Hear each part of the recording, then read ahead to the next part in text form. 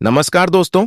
आपका हमारे YouTube channel Shri Krishna बनी में स्वागत है। दोस्तों, क्या आपको मालूम है कि सृष्टि के रचयिता कहे जान वाले ब्रह्मा जी के मां में अपनी ही बेटी के प्रति यो लालसा उत्पन्न हुई थी, जिसके बाद उनकी बेटी सरस्वती को अपने पिता के मंसूबों के बड़े में पता चल गया और वो ब्रह्मा जी से छिपने के लिए संपूर्ण ब्रह्मांड में छिपने लगी। लेकिन आखिर में उन्हें ब्रह्मा जी से शादी करनी पड़ी। मगर सवाल ये है कि सृष्टि के रक्षिता के अंदर अपनी पुत्री के प्रति ऐसी लालसा क्यों जागी, जैसे कि आप सभी को यह तो मालूम ही होगा कि इस सृष्टि की बागडोर त्रिदेव के हाथों में है। जहां ब्रह्मा जी के कंधों पर सृष्टि की रचना का दायित्व है, वहीं विष्णु जी के पास संरक्षण का दायित्व और भगवान शिवा के पास विनाश का दायित्व है। जब सृष्टि का विनाश होता है तो उसके बाद सृजन का चक्र दोबारा शुरू होता है।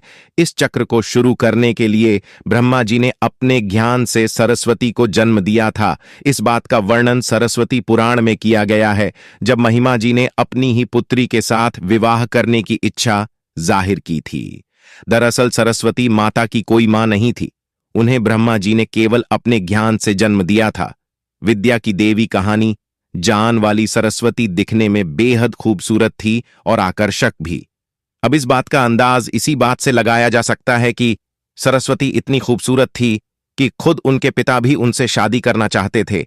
अपने पिता के मंसूबों को सरस्वती धाम चुकी थी। यही कारण था कि वह उनसे बचाने के लिए चारों दिशाओं में छपट्टी रही और अंत में सरस्वती आकाश में जाकर छिपी, जहां से उन्हें ब्रह्मदेव के 5वें सर ने ढूंढ निकाला। आखिर में सरस्वती को विवश होकर अपने ही पिता से शादी करनी पड़ी और इसके बाद सरस्वती और ब्रह्मा जी ने करीबन 100 वर्षों तक पति पत्नी की तरह एक जंगल में जीवन व्यतीत किया और इस दौरान उनका एक पुत्र हुआ जिसका नाम था स्वयंभू मनु। ऐसा कहा जाता है कि पृथ्वी में जन्म लेने वाला पहले इंसान मानव ही था और मनो भी सनातन धर्म, वेदों और संस्कृत भाषा का जनक था। अब अपनी ही पुत्री से आकर्षित होना और संभोग करने की लालसा रखना के कारण सभी देवी देवता ब्रह्मदेव को एक दोषी की तरह देखने लगे, जिसके बाद सभी देवगण महादेव के पास पहुंचे और उनसे आग्रह किया कि वह ब्रह्मदेव को अपनी ही बेटी के प्रति यो लालसा रखना के लिए दंड दे। ये वाक्य सुनकर शिवाजी अत्यंत क्रोधित हुए और उन्होंने ब्रह्मदेव के 5वें सर को उनके धड़ से अलग कर दिया।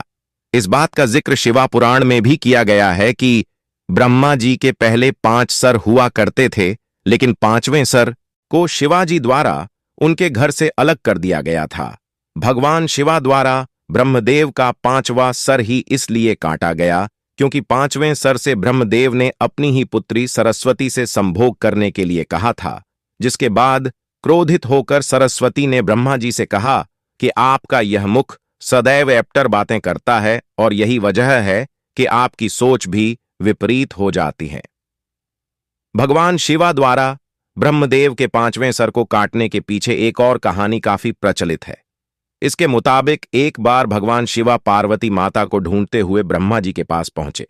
अब जैसे भगवान शिवा वहां पहुंचे, ब्रह्मा जी के सभी मुखन ने भगवान शिवा का अभिवादन किया, लेकिन ब्रह्मा जी के 5वें मुख ने भगवान शिवा का अभिवादन नहीं किया और अमल आवाज निकालना शुरू कर दिया। ऐसे में भगवान शिवा ने क्रोध में आकर ब्रह्मदेव का वो 5वां सर ही उनके घर से अलग कर दिया। दोस्तों, वीडियो पसंद आए तो हमारे चैनल को सब्सक्राइब करें और वीडियो को लाइक करना ना भूलें। चलिए मिलते हैं अगले वीडियो में।